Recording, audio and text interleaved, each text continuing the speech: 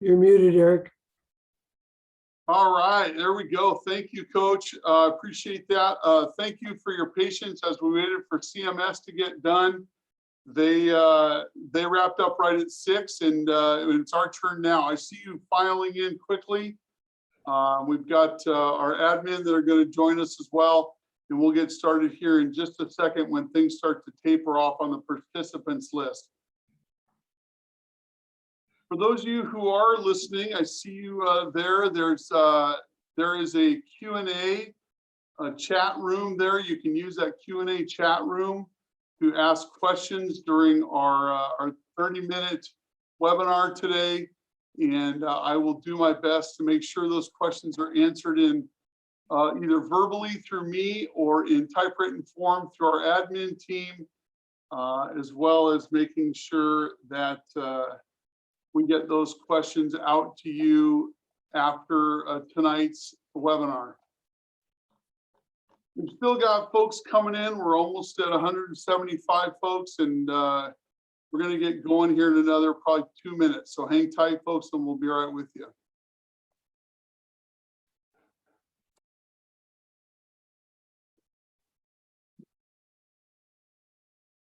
I see some questions rolling in already. Please throw those questions into the chat if you have them. I'm going to cover a number of things that will answer many of these questions in this format. But if your questions are in there, we can always get them out to you later. So we're about 185 folks. Things are starting to slow down a little bit with the entrance, so I'm going to go ahead and get started with the presentation if we could.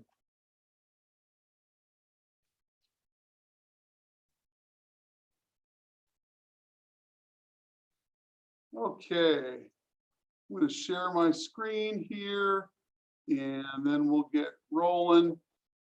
So the first thing I'd like to do is thank you for being here. It really means a lot to us. I'm Eric Cahan. I'm principal at Snohomish High School, and I'm joined tonight by our assistant principals, Ann Tompkins, Steve Verhoeven, and Nick Allen, as well as our athletic director, Mark Perry. Our goal tonight is to help you learn more about our upcoming return to school so you can confidently answer survey questions about the mode of return in Skyward before next Monday. The format we're going to use tonight, as I insinuated a little bit earlier, includes me going over a 9-slide PowerPoint and you putting questions into the chat feature below there, the question and answer feature. While I'm talking, my colleagues will be typing, and as well as asking me questions to answer for you if we start to get larger themes. Those questions that you ask will be summarized in a Q&A that I'll be emailing out tomorrow, and that'll be available on our website. Additionally, this webinar is being recorded, and we're going to include that as well for our friends who are unable to make it. Let me start out by highlighting this intro slide. It gives a summary of the cohorts. Cohort A, A through K, cohort B, L through Z, Monday and Wednesday, and Tuesday and Thursday. With Friday, you notice not being up there as is a day that all students will be asynchronous, working from home, accessing through Zoom and or Canvas. So that's kind of the basic features that you need to be aware of as we move into this new world in March. There are a lot of important dates to consider when you're making these decisions. The first and most important one is the survey. It's open until next Monday, the 15th in Skyward. So please access Skyward and have that survey done, because that will help us determine how we're going to be able to move forward in serving your kids and have our counselors split up classes first, second, third, fourth, fifth, and sixth periods.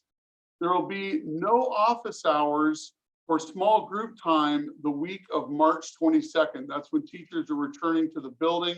We'll be doing safety trainings and professional development trainings that week to have them return to school.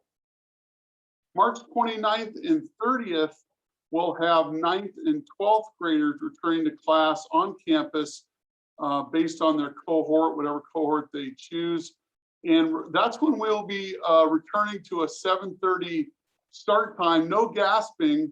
I know that sounds early, and but we will be returning to that 7:30 start time, and with our freshmen and our seniors on the 29th and 30th. So April 12th and 13th, we'll have our 10th and 11th graders joining our freshmen and seniors on campus based on their cohort as well. I did see a question there in the chat. I'm going to answer it immediately. When are teachers going to be able to make their decisions to return to help you make your decisions? Those decisions will be ongoing. They're made through HR, and they will not be publicized. They will have to be individually determined based on classes that are available, teachers that are available, and then once those two things are determined, then we'll make determinations on teacher returning in person. So thanks for that question. I saw that in there earlier. There are a lot of times, as I mentioned, to be aware of. The week of March 15th, we're going to be on a current 9:30 schedule.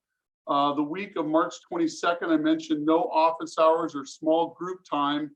That is important. We're still going to be on the 9:30 schedule. But again, March 29th, we go to 7:30 to 2:17 for the rest of the school year. So set those alarms a little earlier, the week of March 29th. But then we go into spring break, so you get a little reprieve. And then remembering that Fridays is a half-day schedule, and the exact times for the Fridays will be released a little bit before 10:30. So I put some examples up here that I'm not going to go over, but I'll have available for you to review a little bit later. Those are some examples from when we start in March, how the cohorts will lay out in the classes and what kids will be doing remotely if they're not in person. Transportation is a big question that we've been getting from many of you and from our staff. Bus rider info will be going up by March 23rd. And if you go to our website under departments and programs, you'll see a transportation link that will take you to eLink and Versatrans. That will get you the transportation information that you need for your child or for you, and then you can determine your route that you'll be taking. Student drivers, we're excited to be able to announce free parking passes for all student drivers at Snohomish High School. Your name, it's important that you fill it out because that will remove your name from the bus ridership list, which will increase capacity on the buses. And all of those bus safety components are listed on our website, if you'd like, on our district website, if you'd like to look at those. I looked at those today. They're very complete and can answer, I'm sure, every question. Look for further information about student driving passes tomorrow. We thought we were going to be able to get those out today, but I believe those are ready to go tomorrow. Mr. Verhoeven, is that correct? I know we talked about that earlier today, and I wanted to make sure I'm saying the right thing. Yeah, if they didn't go out today, they certainly will be out tomorrow. Check the school website, our Facebook page, and it'll be in the weekly announcements that go out from the school as well. Thank you very much. All students are going to be asked to use the approved student lots. We have enough parking on campus with our lots to have students on campus. Those are supervised by security and safe lots. When kids park on street parking, we're unable to support them, and we want to be able to do that by having them park in our parking lots. And we're glad to be able to finally be able to do that. It took a pandemic, but we're all able to get all the kids on in school parking. We at Snohomish High School are fortunate to have a lot of walkers. On the north side of campus, we'll ask you to enter through the stadium ticket booth. That's the drivers as well. And the walkers on the south side of campus, you'll be entering at the main gate by the main office. So we're going to have that gate open and manned for people to do attestations, as well as the north side. And we want to make sure that our kids are all entering that location there from the south side of campus. Parents, this is an important request that I'll continue to email out, but I'm asking everyone to please do drop-offs on 5th Street by the big tree. That whole area along there, we worked with the city a couple of years ago to make that drop-off parking no parking, so that we can get kids on and off campus safely. The 7th Street is it's too hectic. We're moving kids farther west to get them into a safer location over by the ticket booth, to separate from the parking area where staff are going in and out, in particular in the morning, and trying to reduce traffic flow on 7th Street side of campus. So we will have adults over there asking people to continue back to 5th Street. So please, if you can help us with that, that would be really, really important and helpful. The survey that Kristen Foley sent out through SMORE, and I will make sure that I believe she's going to do that again. I don't have the times. I wish I'd written those down, but I will make sure to email that information out. Every student must declare their mode of instruction, and the survey is open from the 10th to the 15th. That's next Monday. Please contact your student's counselor if you have questions about what is right for your student. They're more than happy to do that. You can do that through bookings. We have I'm very proud of our counseling staff. They're very relational in their approach. They want to know you and particularly your child, and to be able to help them, guide your child through this process and other processes. So the choices are laid out in this slide and on our website, and even through that, through the selection process through hybrid. It's in person on campus 2 days a week. You'll see your teachers in person. You'll have in-class instruction as well as lunch in a socially distanced cafeteria. You'll continue to submit work through Canvas and in person, and also have passing periods throughout the day. The other choice is staying remote in your cohort, and you'll be continuing Zooming with your teacher on the days of your alpha group, submitting your work through Canvas, communicating with your teacher through Zoom by voice, of course, and then email and chat. And this decision means you will not be on campus during the school day. Please, if you can have this done sooner rather than later, it helps us with our decision making regarding management, attestations, lunches, class placements, etc.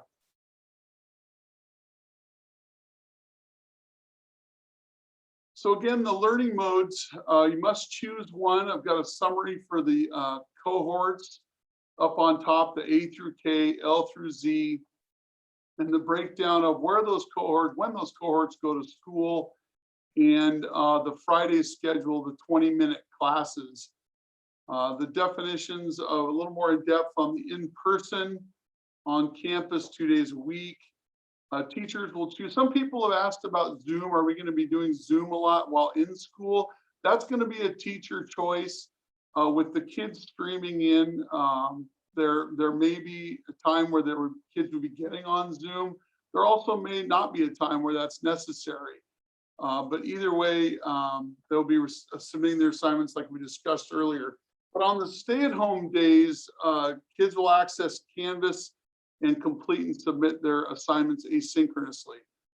Fully remote kids we talked about a little bit earlier. Again, passing periods are 5 minutes, but we're also going to add a 5-minute period where we're both disinfecting. Kids are asked to disinfect desks before they sit in them, and also making sure that our online students are welcomed into class.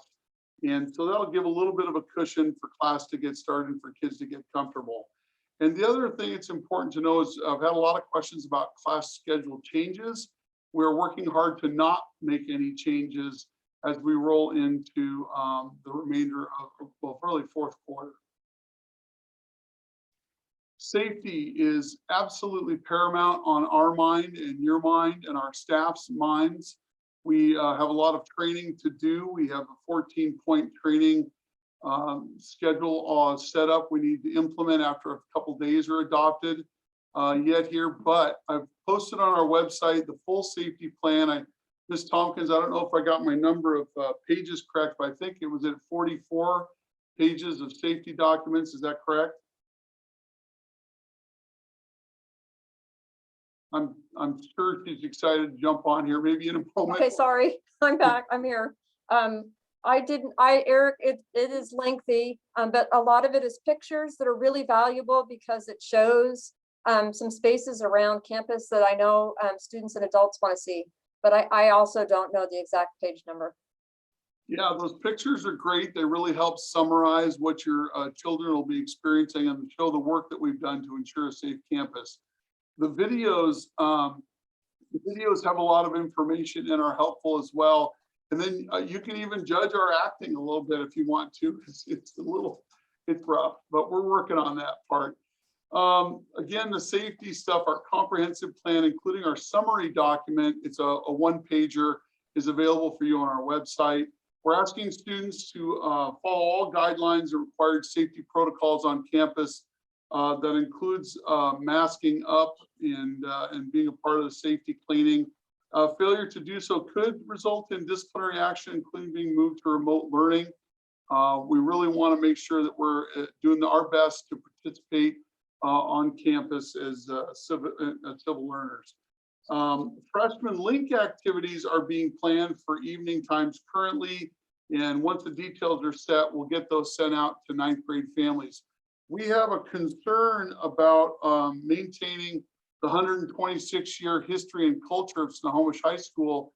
And so we really want to make sure that we enculturate kids and make them feel comfortable, particularly our 9th grade kids. We've heard a lot of their concerns regarding coming to campus and being unfamiliar with campus. So we're planning several evening activities where we can welcome kids to campus, and that'll be a lot of fun. We have a lot of kids that want to help participate in that, so I'm looking forward to that. Lunches are a big deal for folks. There's some great questions about lunches. Lunches will look different. I want to make this clear to folks that lunches will not look like lunches like you and I experienced in high school. Cafeterias we have a picture in our safety plan where our cafeteria is now arranged with student desks and chairs. They'll sit individually at tables 6 feet apart from other students throughout lunchtime. Once we're back on campus, seniors will get the first choice, freshmen will get the second choice, and then we'll fill it in from there for 10th and 11th graders, because you're going to be expected to sit at that table and chair for the remainder of the school year during lunchtime. Our goal is, once we get things settled down a little bit, we have a seating chart laid out, then we can start to release people outside and maintain our tracking of student contacts. We will have free SAC lunches available to all students, as well as free SAC breakfasts handed out to students as they exit for the day. The 3 locations will be the main office gate, between the PAC and D building, and the north end gates. It'll be the same locations that we have for the entrances. The final slide here is, before I get to the Q&A, is regarding technology. Students are expected to bring a fully charged computer to school every day, and charging cord to school. That's going to be really important. When transporting the laptop, they need to be powered off, fully closed and in a case. Having had previous experiences in buildings where kids drop expensive machines, those screens don't last very long when they're bouncing on the concrete. So we really recommend kids have them in a case or in their bags before they move between classes. We are working on setting another laptop distribution prior to the in-person start. So more information will follow when we get those details set. I've put a place to call. This is a number that will actually get a human being. And you can then ask questions if you want to have a personal conversation. Mr. Verhoeven, this would be a good time for us to start to go through our questions. Are you ready to go? Yeah, there's a lot of questions that have come through. We've been able to answer some of them individually. There was a theme of questions talking about will there be changes in schedules or teachers once the shift has been made? I know you addressed that at one point. And tied to that are the teachers going to be teaching in person? Or are they going to be zooming in to the classroom remotely? Great question. Right now, we do not have a remote schedule for teachers. We do have requests going in for teachers to work remote. Once that is determined by Human Resources, then I'll be able to answer that question specifically. But yes, teachers will be in person in classes for the most part, working from their classrooms with kids. What was the first part of that question, Steve? Oh, it was talking about with the change in the schedule. Will there be a new schedule for students? Will they have the same teachers? What will that look like? And you kind of addressed it, but maybe if you can touch on that again, please. Yeah, we're working very hard through counseling to not change schedules as much as humanly possible. We'd like kids to come right into this new schedule, this new daytime schedule, and have the same class schedule that you've referenced. A lot of questions about masks. Are masks going to be available for students? Will they be required to bring their own? Can students take masks off when they're outside? And questions about are gaiters acceptable versus a regular mask? So there's a lot in there, but if you can maybe spend a few moments talking about our expectations for masks. Yeah, great question. I've got on my desk a stack of masks that I use throughout the day. These are, of course, the approved ones with the trifold. This one is a fabric-based mask, but it's 2 layers, which is approved. That they have to have 2 layers. So the question on the gaiter is, can I wear a gaiter? Yes, you can have a gaiter as long as it's 2-ply material or you have the medical mask underneath. No venting, no slits. We are working with our band program, Mr. Bortman, who is fantastic, who's been totally on top of getting all of the PPE required for band. We will not be using those, I don't know what they are, the egg-shaped Wenatchee style little playing rooms for the kids. So we'll have what's required for PPE for the kids to play. All right, thank you. A lot of questions about computers. If students did not check out a computer, are there opportunities to do that? They're going to be charging accesses in the classroom. And again, I know some of this was touched on, but just maybe to reiterate some of those. Yeah, great questions. First of all, let me go a little bit wider with computers. We are requesting that kids bring and use computers that are school issued at home and at school because of a number of reasons. One is those computers have filters on them that don't allow for kids to access inappropriate material at any time. It can't be on the machines, period. So the security features are designed for teens and for public school settings. The second question I get from people is, but can I bring my personal device? You can.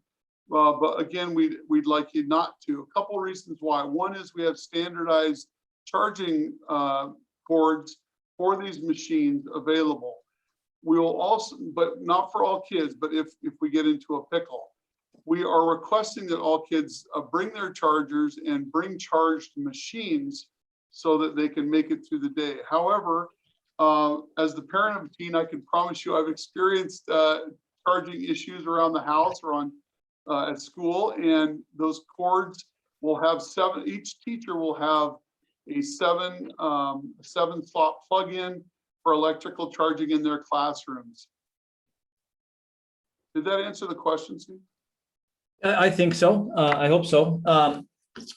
Some other themes, talking about concerns with interactions of teachers with students in the classroom versus their interaction with students in Zoom, and kind of talking through a little bit about how we're going to have equal access to those that are in person and remote. Yeah, that's going to be a challenge that our teachers are going to have to face coming back. I don't want to shy away from that issue. It's going to be a new mode of instruction for instructors. And we were able to do some professional learning and have long conversations before the professional learning, where we had a teacher come in from a former student here who teaches in Boise, talk about and share his experience in the classroom, and showed a video about how he does it in the classroom. It's definitely an art form like teaching is, and there's a science to it as well, and that you need to understand the technology. But like we've done this last 12 months, we transitioned to a place where we have ubiquitous use of Zoom and Canvas, and our teachers are confidently doing that. Our students are confidently doing that. And it's just a matter now of implementing this final quarter's worth of instructional, this mode of instruction for the final quarter, and putting a bow on it. All right. Can you speak a little bit more about the use of office hours during the day? Yeah, we will have 25-minute office hours that are embedded with our 5th period classes. Students will stay in those 5th period classes, and the language that we're using is where teachers will meet with individuals or small groups of students over Zoom to provide intervention, enrichment, or academic support. Students not participating in this will be able to work on their own, work independently. All right, another one, if you don't mind, I'll just chime in here. There was a lot of questions about that freshman orientation. You addressed that in the slide. Including in that, though, is for new to Snohomish High School students will be included in that as well. So we know that we've had a whole year of school where students haven't been on campus, and we will accommodate them as well. Another question is— Can I make a comment on top of that, Mr. Verhoeven? Yep. Because I'm also concerned about our sophomores who really didn't get that full year experience at Snohomish High School. And so I'm really thinking through next fall already about how can we enculturate our juniors, our sophomores who have had a long time away, will only get 1 quarter at the end, and our incoming freshmen.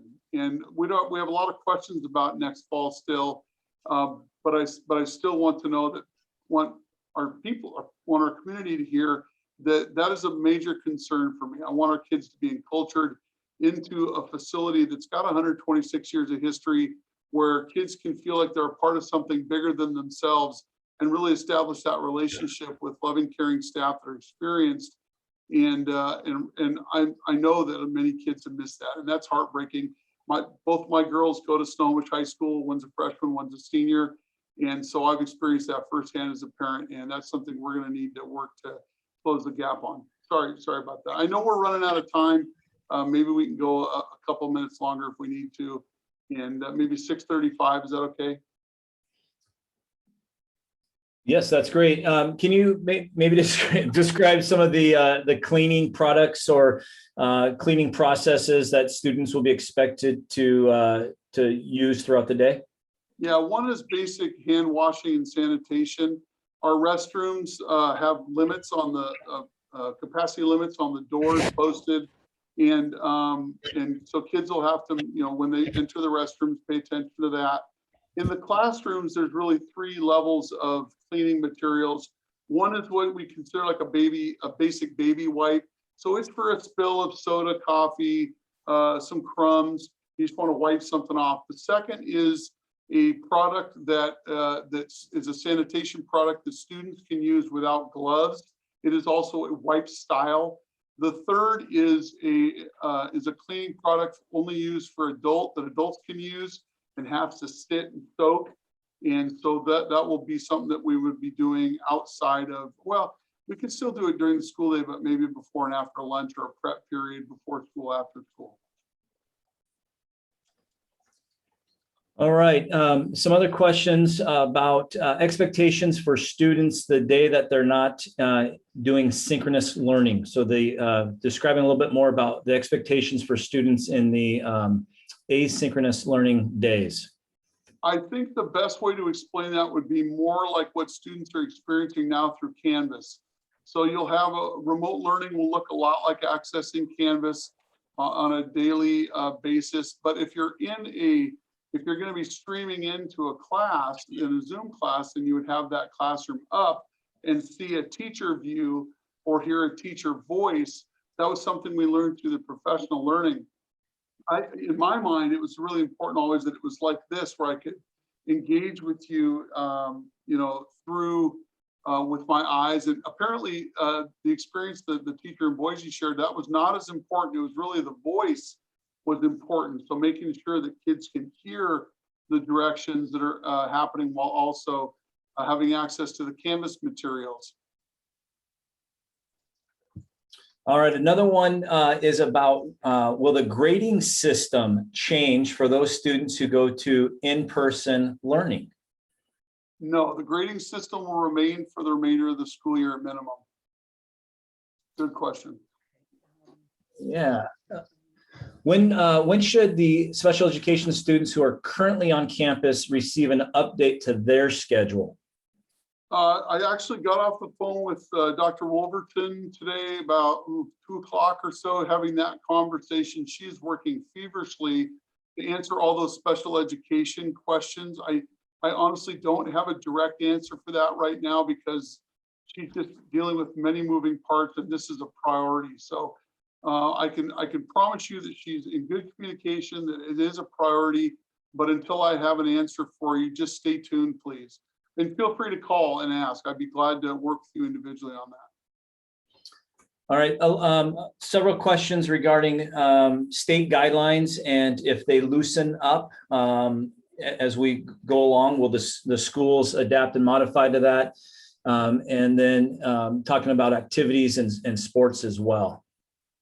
I'll let you and Coach Perry talk about the activities and sports, but there are 2 House bills that I've been monitoring with our counseling department as well as Dr. Mickelson through teaching and learning. And yes, that is going to impact our students' ability to either graduate or earn credits based on a different system than the current 24 credit system.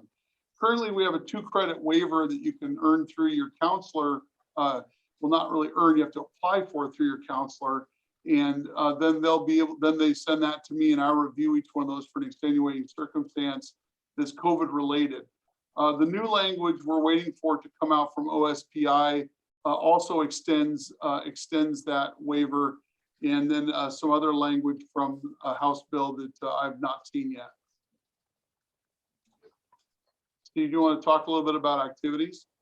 Yeah, there are actually quite a few questions about that as well. We want to bring as many activities, clubs, events back on campus and as safely as we can, following Department of Health guidelines, district guidelines, whether that's going to be continuing to meet remotely or meeting in person. We know the value of those activities for the well-being of our children.